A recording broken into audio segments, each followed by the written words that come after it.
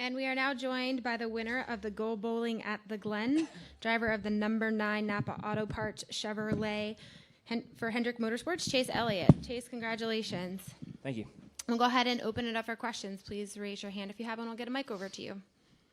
We'll start over here to the left. Dave Sully, Area Auto Racing News. Chase, would you consider the pivotal part of this race beating Martin on that last pit stop? How important was that? Do you think if he'd have gotten out first, it might have changed things? Yeah, for sure. I mean, yeah, you know, I felt like he was. I felt like he was a little faster than we were, really, in all reality. You know, and track position was king, and just having the clean air, I think, made the difference. So, you know, getting out in front of him on the restart, and then, you know, guys doing a good job on pit road and not having any mistakes. You know, that was a big deal. Additional questions? Come down here to Nate. Nate Ryan, NBC Sports. Chase, do you think Truex was trying to side draft you on that last restart when you guys made contact on the front stretch? Yeah, I don't know. I haven't seen it. I thought I was going straight, and I thought he just turned in early. You know, so I didn't really know what happened. Obviously, I wasn't real happy about it.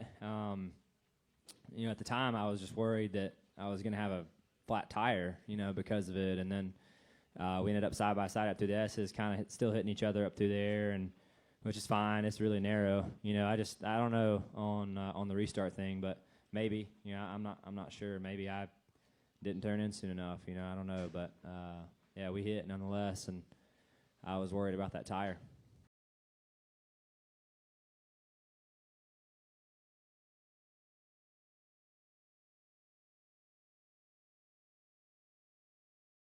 Alan, when he was in here, said that he felt like that obviously was, you guys knew whoever came out ahead was going to win the race. Was that pretty much it? I mean, because it was so difficult passing clean air? Yeah, I mean, it was definitely tough. I mean, it was doable. The guy in front, you know, just had to get close, and then the guy in front had to have a little bit of a bobble at the right time. I mean, you could bobble, but you just couldn't do it at the wrong spot, you know. So I just tried really hard not to make any mistakes and not give it to him. You know, I felt like he was a little better. If he was going to beat me, I wanted him to come up there and outbreak me and pass me. You know, I wanted to make it as hard as I could on him and just not hand it to him was my goal.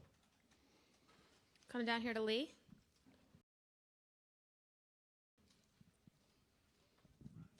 Lee Spencer, RacingBoys.com. Don't take this the wrong way, but when you came over the radio and you said he doored me, why were you surprised that happened on a restart? Because, I mean, there's so much bumping and banging that goes on a road course that I think he thought he told us he thought he had the faster car. So I guess, you know, we kind of weren't surprised it happened, but you seemed surprised. Yeah, I mean, I don't know. Restarts, they happen. I can't answer that. I'm not sure. I haven't seen it, so I don't know.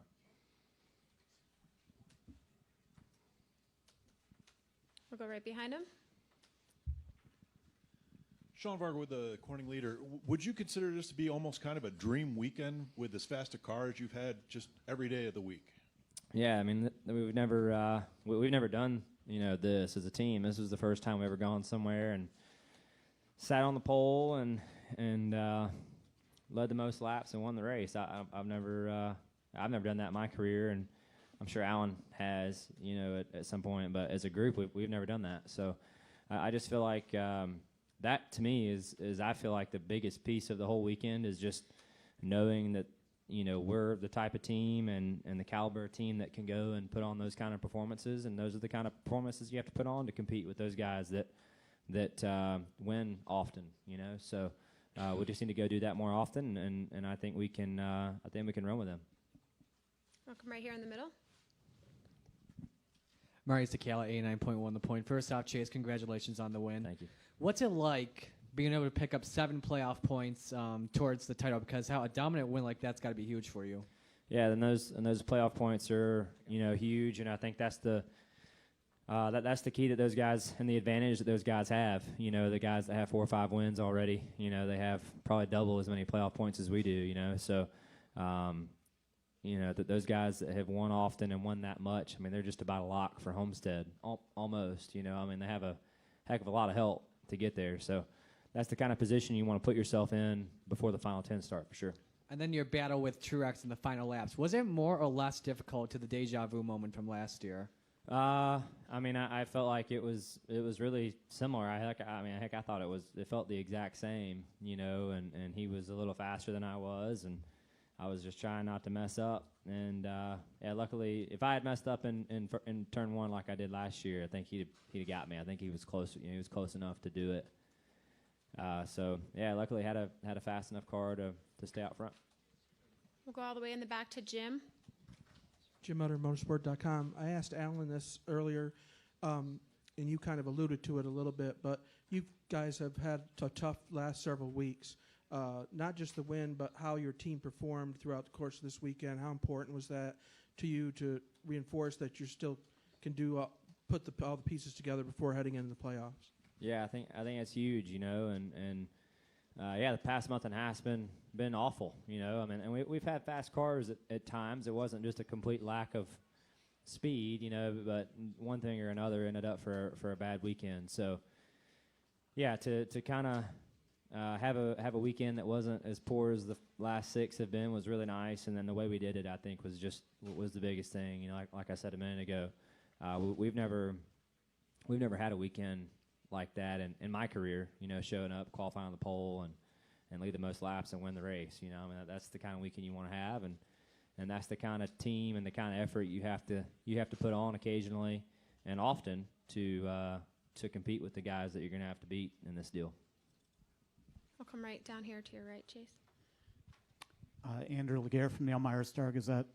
A short list of multiple-time winners in this race, shorter list of repeat winners.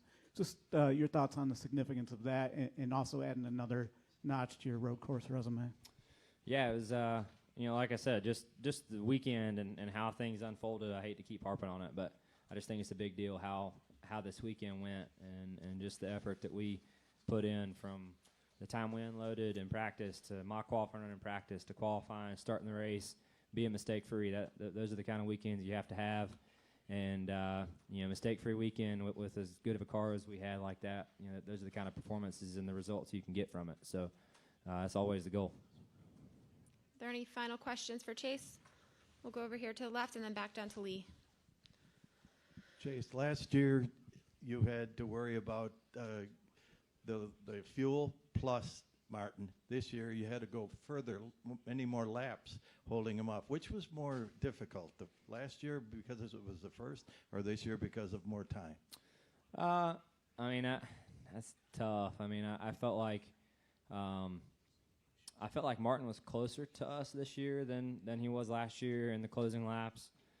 So that was a little different. You know, obviously wanting to get that first win, you know, was a big deal too. So it's tough. I just definitely felt, you know, as the race went on today, I felt like I felt more comfortable in that position, and you know that's a good thing.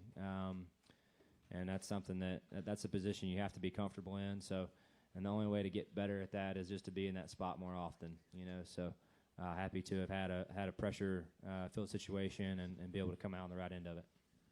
We'll wrap up with Lee. William Byron had a rough day today. He had contact with Kyle Busch, and Canals pretty much told him to, you know, stand up to him and not take his crap. You were in a similar situation with Hamlin in the past. Do you have any advice for Byron? You know, just no. I don't. No, William will figure it out. He's a big boy, and he knows how to handle things. So that's their deal. All right. Thanks, Chase. Thank you, guys. Congratulations. Thanks.